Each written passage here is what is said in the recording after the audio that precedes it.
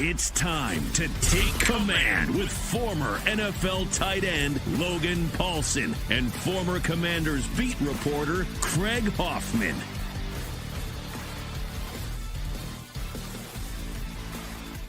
Welcome in. Take command. That's Grant Paulsen. I am Craig Hoffman. Yes, that's a Grant Paulsen, not a Logan Paulsen, but Logan on his way back from Dallas after the Commanders pull out the 23-19 win over the Cowboys. And that was an interesting one. And now we also know that the Commanders are going to face the Tampa Bay Buccaneers down in Tampa wild card weekend.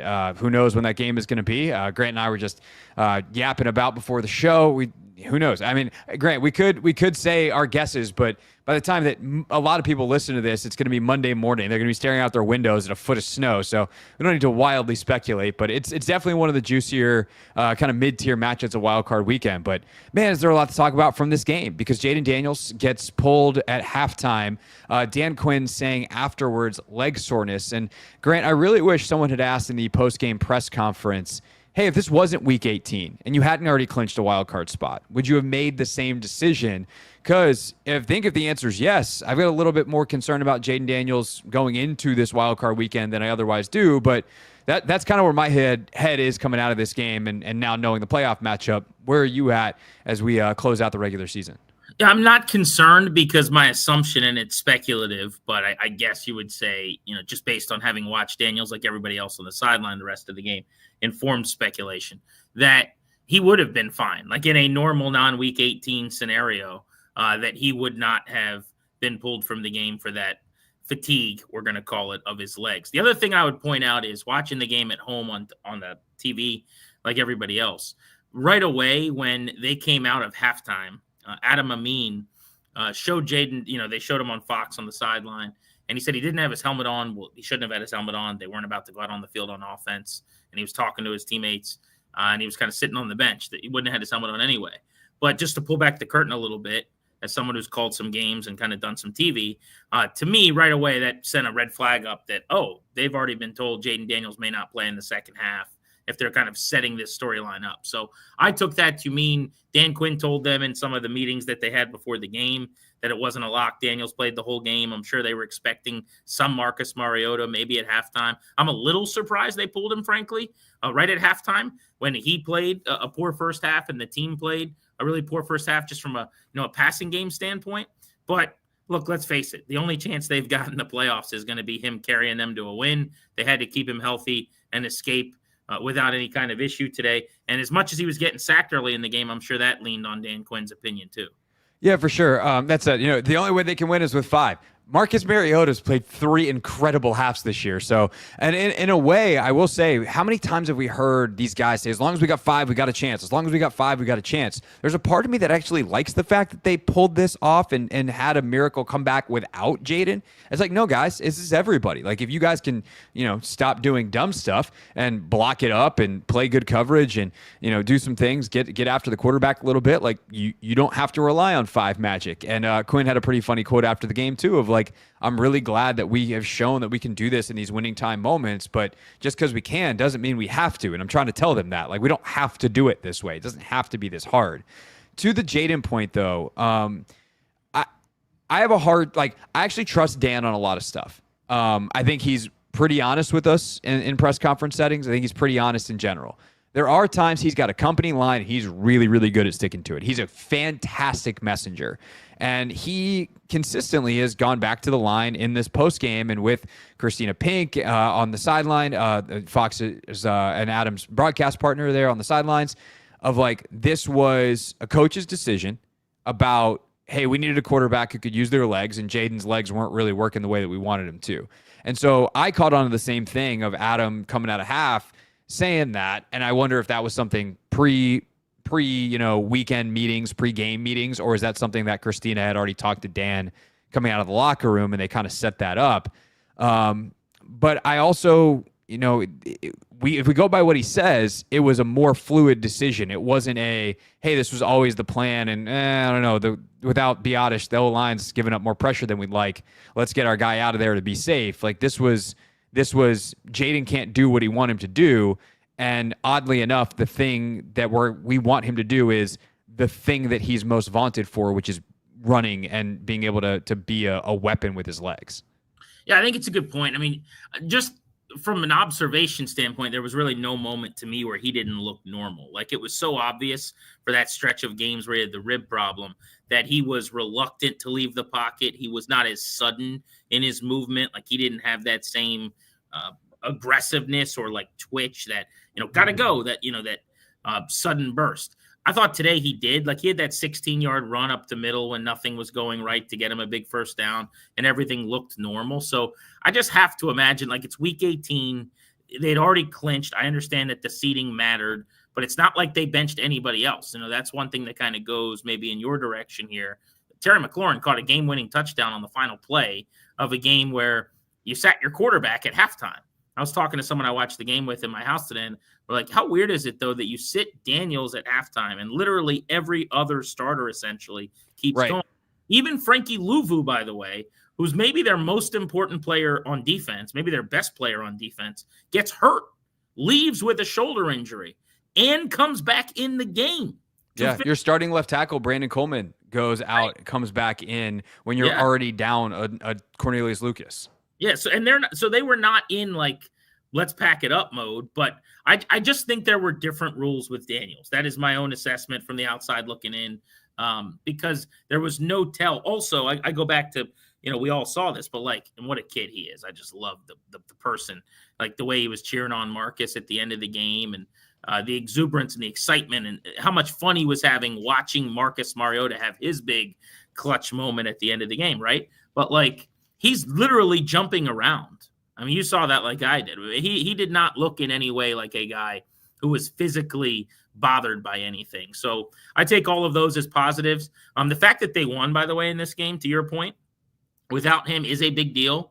The Carolina 3 quarters that Mariota played were phenomenal. People forget they scored 40 points in that game. Yeah. The half of football he played today, coming out, going 15 of 18, would have been 16 of 18, had a bad drop deep down the field. Bates got separated from the ball, but on maybe his best throw, his best extended play, would have been like 215 yards and a couple of touchdowns. It was a gem. I mean, just a masterpiece of a game. And they couldn't run the ball again. They haven't been able to run the ball other than the Titans game for the most part, for the better part of a month and a half, which I'm sure we'll talk about. But their leading rusher was a quarterback, Mariota. Their second leading rusher was the other quarterback, Daniels. And then you get to like Eckler and Robinson, who combined for 22 yards on 8 carries. Yeah, the running game issue is enormous, and we've talked about it a lot, obviously, on the show with Logan when he's on here, and we get into the nitty-gritty of the schematics and all that, and we'll look at the tape and do that on Tuesday as usual. And sometimes it's like, hey, they struggled for a little bit, but they figured it out in the second half. Like last week, Robinson actually had a decent day by the end of it. It's just there's not a lot of total volume statistical accumulation because he sucked for the first half. But second half, like pretty good, and overall he wound up averaging like 4.6 a carry. The quarterback run game has been electric, and man, I love that Marcus just like old man strengthening on the touchdown. Was the touchdown the one that he had down by the goal line? Yeah, he got in on that one, right? Yeah, he's just like, I'm going to shake off a defensive end because I have gray hairs and old man strength. Let's go. But they have to find a way to get that going. And, if it's not going to be B-Rob, like Chris Rodriguez has run pretty well. Like, let's get him in there. And I think it's kind of wacky that he can't get more looks, but they are there every day. I can't say the coaching staff is really smart and I trust them, and then be like, these dummies don't know what they're doing when they've got more information for me and generally make good decisions. So I'm going to assume there's a good reason. I don't currently know what it is. Terry has not looked himself the last couple of weeks since he popped up on the injury report with that ankle. Now he's faced 2 good corners in AJ Terrell and Deron Bland, but that was off today. And I think that's the thing going back to the first half, and Jayden looked off today. Like there's just a little bit of lackluster sharpness. And he's allowed to have games like that. He's a human being. B, he's a rookie. So the fact that he's a little bit off as a thrower today, I'm like, I guess I'm just hoping that, like, hey, we look back and there's like, glad he got that out of his system, and he comes back next week and is darting and dotting people. But it just felt again like the offense was really stagnant for a half. Marcus comes in, it rolls in the second, and I think the question that we can't have an answer to is, would Jayden have done the same exact thing in the second half? Did they make adjustments? Or did Marcus just come out and execute it better, / everyone else execute it better? We'll have a better idea when we watch the tape back, Grant, but I think that is one of the key questions, I think, going into next week. Yeah, and look, everyone tries to make so much out of like any point that's ever made about Jayden Daniels, right? His season speaks for itself.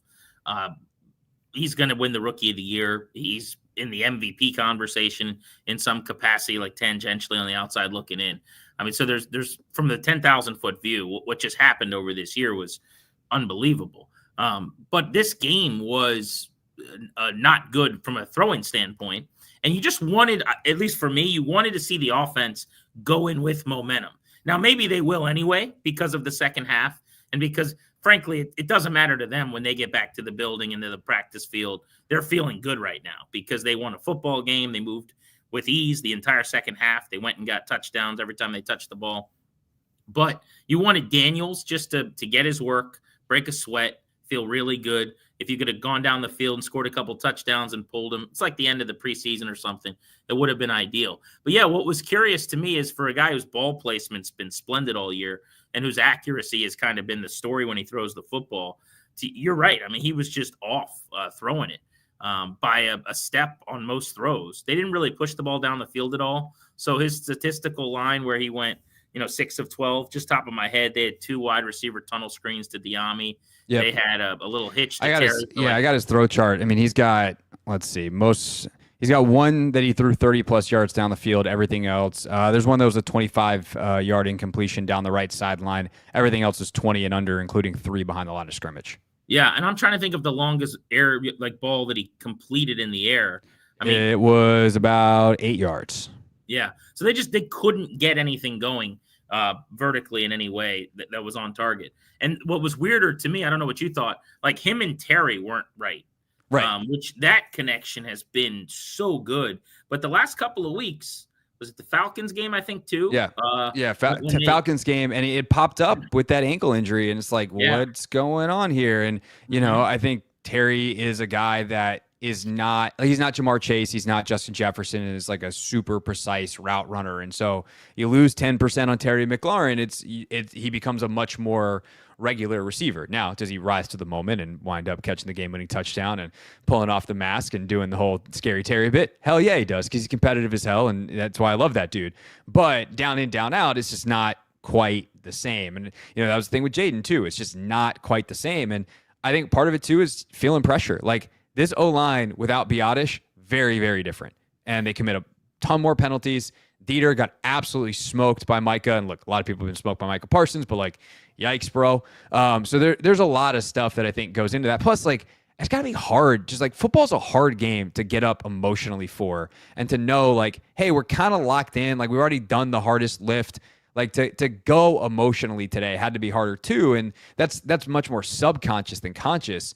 And I know there's probably people watching, listening. It's like, oh, but it's Dallas week, and it's like these dudes are paid professionals. It's a little different. They don't care about that. I think a lot of guys had some individual stuff that mattered financially, and they do. I do believe being the 6th seed was something that was drilled into them enough that it mattered. I want to come back to the line in a second, but you mentioned McLaurin and the walk-off win.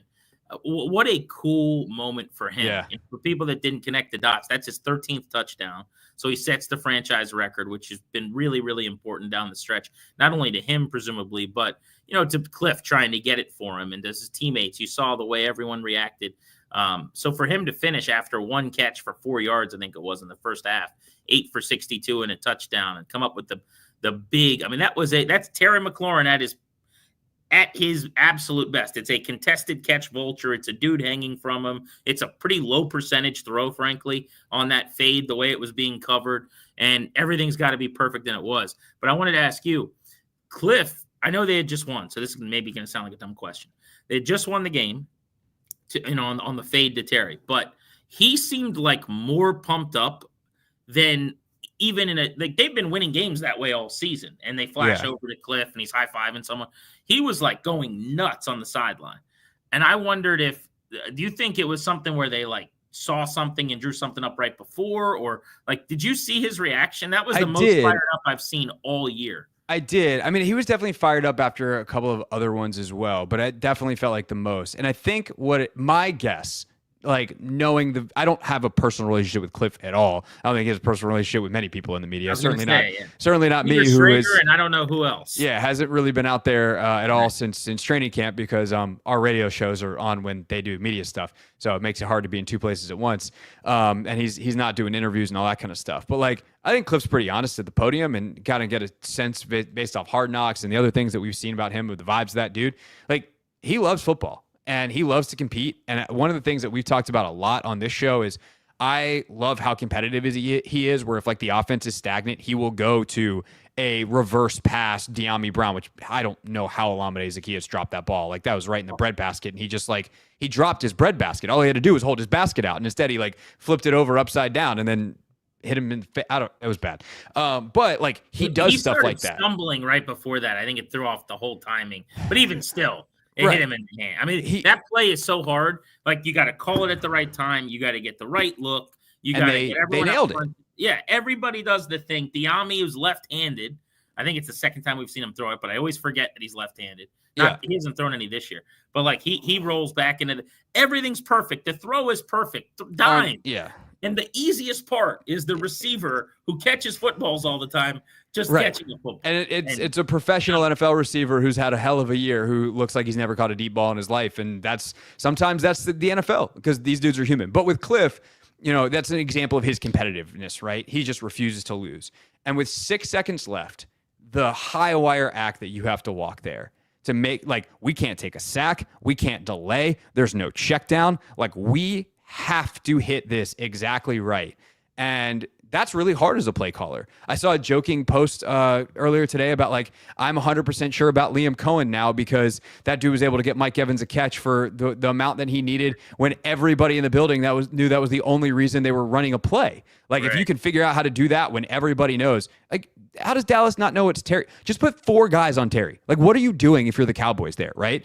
But to get it formation, to get it, aligned, to have everybody perfectly doing their job, to have gotten to that point in the first place where, I mean, how often are you saying in the TV, Grant, they got to go, they got to hurry up. Yeah. They just don't panic in those situations. They have a way to find themselves in the situation they need to be in to ultimately win the game. And that's exactly what they did.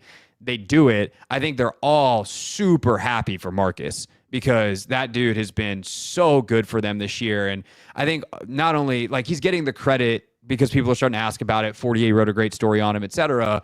But there's kind of still this bigger narrative about him that he quit on the Falcons with everything that happened down there, on the quarterback show. And for him to have that moment, I think was probably a huge part of it for Cliff as well. All of that just comes together. And, it's the Cowboys.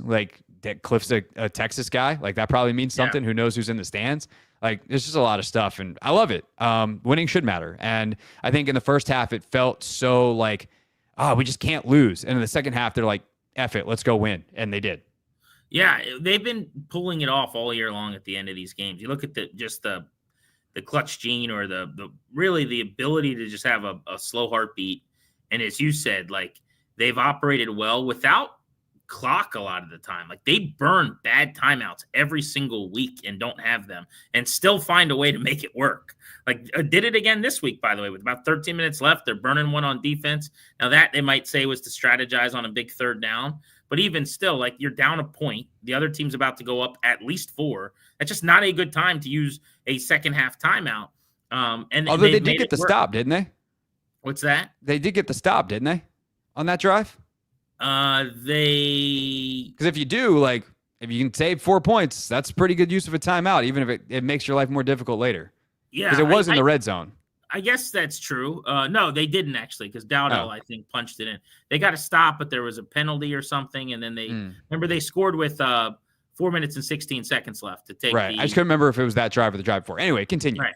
But beyond the point, to go back to Cliff really quickly, I think you're right. I think my hypothesis was essentially if you're around Terry McLaurin, you love that guy and you want good things. So I think some of it is Terry got his record. Hey, maybe it's the Liam Cohen moment, honestly, where you're all right, we're going to win or lose, but we're going to win or lose with Terry breaking the record right now. Here's the call. and you tell everyone, here's the jump ball, Terry, it's you. And like, if you have that kind of varsity blues moment, maybe that leads to his reaction. I also think Marcus is a part of this. And like, here's my real deep cut. I don't think this was like a conscious thing in the moment, but Cliff Kingsbury to me has not gotten enough credit all year long for what he's done because of the Jayden party. And the Jayden party is a party we should all be having. Okay. We should all get tickets and we should all have it because the guy's unbelievable. But people have a really hard time sometimes doing two things at once. Like right. we cannot say both simultaneously for some reason. I don't know why we can't do this, but like that Jayden Daniels is unbelievable. And also Cliff Kingsbury has made his life a lot easier and has been a godsend for him too. Like he makes Cliff right all the time. And I think we see that, but there's plenty of times where freaking Olamide Zaccheaus and Jamison Crowder are running free. And like, that's a scheming, winning coordinator. So I think for him to like have that end of game moment where it's Marcus Mariota running the show, like again, like he did against Carolina where they hung 40, and you're doing it with Mariota and Zaccheaus on that last drive and Michael Dieter and, me at tackle. Like, I think if you're Cliff, maybe it means it wasn't just Jayden against Atlanta going, hey, I'm dragging all your asses with me and we're going to that paint. Like this is whatever the opposite of that is. Right. No, 100%. And they have consistently found ways all year to hide weaknesses, to accentuate strengths. I mean, there's no doubt that Jayden has a huge role. And Robert Mays has mentioned this stat on the Athletic Football Show, which as regular listeners of Take Command know, Grant, means it inevitably will wind up here. But like Jayden is fourth, or coming into the weekend was fourth in total EPA in the entire league. And about a third of his EPA was on scrambles. So, like, that is 2/3 Cliff Kingsbury and Jayden Daniels working together to make an incredible amount of magic. And 1/3 Jayden Daniels taking the rest of it that's not working and making chicken salad out of we all know. And, like, both of those things have happened. That Jayden's ability to make the chicken salad sometimes, though, is in a decent situation because of the play before. Like, they're prepared for certain things. He's well coached on when to scramble and when not. Like, all of these things, even on the stuff that Jayden makes happen, like, he's been coached up really, really well. Okay, that's a lot about the offense. Let's try to, in 5 minutes here, talk a little bit about the defense and then initial thoughts on Tampa. So, the defense today... red zone, good. / thanks Cowboys for being terrible. The red zone is, yeah. I mean, the red zone is an area that offensively requires a high level of precision, and minus CeeDee Lamb and Trey Lance at quarterback, who, like, good for Trey Lance, had a pretty, like, impressive day. Trey Lance certainly got himself a roster spot in the NFL next year, if not, a place where, like, sneaky he competes with some older veteran because it's a crappy QB class, whatever. We'll see. But point is, like, it requires a high level of precision, and that is not the current version of the Dallas Cowboys. That absolutely contributed to multiple stops, field goals forced, and of course when Trey just flat out misses a dude that's wide open on a 4th down when he scrambles away from a Derek Forrest blitz. Run game, yikes. Again, just like gash after gash after gash after gash. They make enough plays. I also, like, I'm not going to do the whole BSJ thing, but like that PI call is effing ridiculous. That is such a terrible call. And like, it angers me because I'm like, it's at some point you just have to go, like, what's the guy supposed to do? He's out there trying his best, and his reputation is he picks up flags, and half the flags he gets at this point are because of his reputation. So that sucks. Please, Marshawn Lattimore, come back. Also, that means you get to fight against Mike Evans, possibly literally. We'll talk about that in a second. But when you talk about the defense today, Grant, like what comes to mind for you? Well, a couple of things. It's hard, I think, with Trey Lance because when they did rush pretty well, he handled it with his mobility and athleticism in a way where I thought he made it difficult for them to actually get home. But I did not think consistently they rushed the quarterback nearly well enough. And a lot of times what happened was because of that, either they lost coverage, or I think what people are going to see when they go back and rewatch this game, because it was noticeable to me in real time, he did a pretty good job occasionally of leaving the pocket and resetting and keeping his eyes downfield, which is a nice trait, honestly, and made a couple plays like in plaster, scrambling that way. So I thought that was pretty good by him. That's like good football for the offense. For sure. He gets paid too, kind of thing. But just painting with a broad brush, they saved their bacon by going 5 for 6 getting red zone stops and 3 for 4 getting goal to go stops. That's the story of the game. That's how you win. They were not nearly good enough. And if you played this game against Baker Mayfield in Tampa next week, you lose handily, in my opinion. There were just too many open receivers. There was not enough disruption in the backfield, and they don't stop the run still well enough. And I know Dallas has run it way better in the second half than the first half. So just the narrative that the Cowboys don't run the ball well is no longer accurate. But That said, I'm sorry, respectfully, Deuce Vaughn can't be gashing you for 6 yards a pop. That's not a thing that should be happening. Rico Dowdle, they ended up having good numbers against, 22 for 72, but it was louder than that in the early part of the game. They ended up doing a little better job against him as time went on. I actually thought they played some of the gimmicky stuff, like the end arounds and the jet stuff, pretty well. Yeah. It seemed like specifically Dorrance Armstrong, maybe because he saw so much of that last year, I don't know, did a pretty good job on some of those plays. But just generally wasn't enough impact for me. I thought Jeremy Chin was awesome again for the most part and needs to be re-signed. I thought Mikey Sanders still at corner, you're going to have a couple plays you want back. But I thought he was very physical and willing as he normally is. And he had a good Sanders still game as opposed to he's had a couple bad ones in a row. He's a rookie who's going to lose some, but oh my God, when he hits you, you feel he's physical. Yeah. I want willing DBs, man. He is one. And he's like Sharpie building block. You just write that in pen now and you feel good about it. So there were some encouraging enough things, but same thing as I said about the offense, honestly, Craig. For the last game before you're going into the playoffs against this team, this to me was a chance where you have your, it's Trey Lance, respectfully. Go get your 5 sacks, an everybody eats kind of day. Turn him over a couple of times, pick off a couple passes, get a couple hands in passing lanes. None of those things happened, and it just came too easily for Dallas to move the ball the way that they did for upwards of almost 400 yards. It just wasn't good enough. Yeah, I mean, this is a bend but don't break defense, and this is kind of who they are. They will allow you to move the ball on some level between the 20s. They're not going to give up big plays over the top, and they can buck up in the red zone. And they did that today at a level that I don't think you can do, certainly against a Buccaneers offense where, dude, if you want to talk about throwing with precision and conviction, I don't know that there's anybody that will have more conviction than Baker Mayfield in the red zone. So that dude, whew, you can't give away some of the stuff that you gave away today. You also have to finish sacks in a way that you didn't today, which Baker can be a little slippery, but he's not as slippery as Trey Lance, so that's nice. But part of being a bend but don't break is we trust that you're going to run enough plays that you're going to do dumb stuff. And the Cowboys did. They committed penalties, whatever, and part of the dumb stuff has to be turnovers. Eventually, you have to know that you're going to run so many plays that you're going to throw one to us, and we're going to catch it, and we're going to take advantage. And that's how Quinn's defenses were top 5 every single year in Dallas. By the way, congrats to DQ. Now, 4 years in a row, the team that he has either coordinated or head coach has won 12 games, which is pretty impressive. But that has to happen, and they keep dropping interceptions. Balls get batted up in the air, and they don't come down with them. And part of that's a talent thing. Part of that is a pure luck thing. Part of that is probably some other factor that I'm not thinking of. But if they can get 2 of those next week, they're going to be great.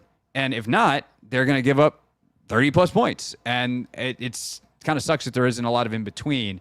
But that kind of is where I am. Obviously, with Tampa, you have super talented receiver in Mike Evans. McMillan has had a hell of a year as a rookie. Baker's playing his face off. Bucky Irving is... he'd be up there in Rookie of the Year voting if it wasn't for Jayden and the other ridiculous stuff that's happening with Brock Bowers and some of the other rookies. But Irving's having an incredible year. He had a 1,000-yard season in the back. Yeah, so he's great. Obviously, look, the highlight is we get Evans versus Lattimore if Lattimore can play. And they were better when Lattimore was out there. It's just a very limited amount of time. If not, I think it's going to be really tough to stop them. We'll see what, how a much more advanced Jayden Daniels goes against this Todd Bowles defense, where that was a hellacious defense to play in your first NFL start. But this is definitely, I would say, a winnable game for the Commanders that until I know the injury statuses of a bunch of their players, I would probably, my initial lean here, Grant, this is not what people want to hear on the Take Command show, a Commanders podcast, but if they're going to get Antoine Winfield back in their secondary, and especially if they get Winfield and Jamel Dean back, and Washington is down Lattimore and down a couple of these guys on offense, I think it's the books are going to favor Tampa. I'll put it that way. Well, no doubt. I think if they don't get those guys back, the books will favor Tampa. I'm not sure that they'll have Jordan Whitehead, who was placed on that NFI list, right? So that means he's almost certain. Yeah, a car accident, which is pretty scary. pretty, and they were wearing kind of T-shirts and celebrating just like his presence on the team before the game. So it sounds like maybe a moderately serious car accident injury. He started every game for them and is an important member of that secondary. So they're certainly not going to be fully healthy on the back end. Couple things. Look, everyone has assumed that I think they'll beat Tampa because I've said all week I'd rather them play Tampa, and that is not a thing. Like, Tampa will be favored. The Bucs will likely beat them. I just think they'll have. If you tell me I've got to beat one of them, I'd rather play Tampa Bay. As well as Baker Mayfield's playing, he's on a heater, and he played his butt off down the stretch. He leads the league in turnover-worthy plays. Had a couple more today where he's giving you a chance to stay in the game. You know, he's going to let you get your hands on the ball a couple of times. 25 of them this season to lead the NFL. Also, there's not an edge rusher for Tampa that is particularly scary with their tackle issues right now for Washington. You know, that but is a banged up Biotish against and the level that Nick Allegretti just plays in general versus Vita Vea. Whew. So, but that is kind of where I'm going. But for me, like, I'd rather Jayden Daniels be able to see it coming in a sense, right? Like in some ways, I can also move the pocket a ton for that interior pressure. But yeah, Vita Vea, and it's not just him; it's Kalijah Kancey, who is a star in the making. Like, that's a Robin to a Batman, who is probably could be his own Batman in another building. So yeah, they're really good in the middle, but they don't have Jared Verse, who would have been playing against one of the tackles to wreck the game for the Rams. I just like to travel a lot more, staying on the East Coast, staying in the time zone. I love the familiarity of playing in a building you already played in once, where you open your season, even though you lost there. Like, it just probably makes a bad taste in your mouth about it too. Yeah, it just makes you feel a little more normal. So for all those reasons, it is a winnable football game. I mean, the Bucs. Look, Baker Mayfield has had a good season, but turns the football over with as many of the good plays he makes. And they've got one great receiver instead of two great receivers. With a secondary issue, I'd rather go up against the one great receiver. And as you said, if you get Lattimore back, give me my popcorn. Like, that is awesome, must-see stuff.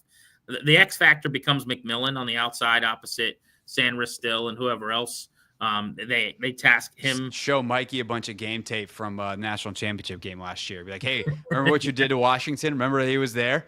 Yeah, let's do that again. Yeah, I let's agree. run it back. I mean, my biggest concern going into next week is the run game. Can they offensively 100%. get the run game going? And then defensively, can they stop it? Because, you know, we can talk about all these guys in Evans and Lattimore and let's get your popcorn ready. The fight might happen when Evans is blocking Lattimore for Bucky Irving. And that's definitely something we gotta contend with if you're Washington next week as well. And so it's a full offense to prepare for. I like this staff a lot. I think they'll put together a good game plan. And by the way, I also think that they'll have adjustments ready. You know, we saw the Daron Payne on the edge early. I think you also saw some of the issues with playing a defensive tackle on the edge, that you lose some mobility there. So it's going to be an interesting matchup for sure. Grant, anything else we want to add before we get out of here? Well, I was just going to say the Bucs are the number 3 running team in the league all year long. So the Washington's inability to stop the run gives me anxiety to be sure going into this matchup. And the Bucs are pretty good at defending the run as well, just outside of the top 10 going into today. So it's not like, you know, they're weak where you'd want them to be. But look, it's the playoffs. And this is kind of, you know, Washington is for the amazing accomplishment of 12 wins, and it's a great accomplishment. But now we're talking about the big leagues and leveling up and playing varsity stuff. Like, you're going to play a team that's really good on the road. Right. It's going to be hard to beat that team. And for a team that has 2 wins at the time of the win against over 500 teams, maybe for the year, I guess, the way the Falcons ended, you know, 1 win against a team that's over 500 when it was all said and done, you're not going to be a favorite. But that's okay. You don't need to be. You got 5, and he gives you a shot. And I think they're going to score. They're going to move the ball, and they're going to score. So get a takeaway or two, and you can go in and stun somebody. No doubt about it. It'd be fun to go back and look back through some of the notes from the first Tampa game and see where some of the opportunities are. Obviously, Cliff will be doing that, as will the whole offensive staff, and a much, much different Jayden Daniels than we saw week 1. We'll be ready to go.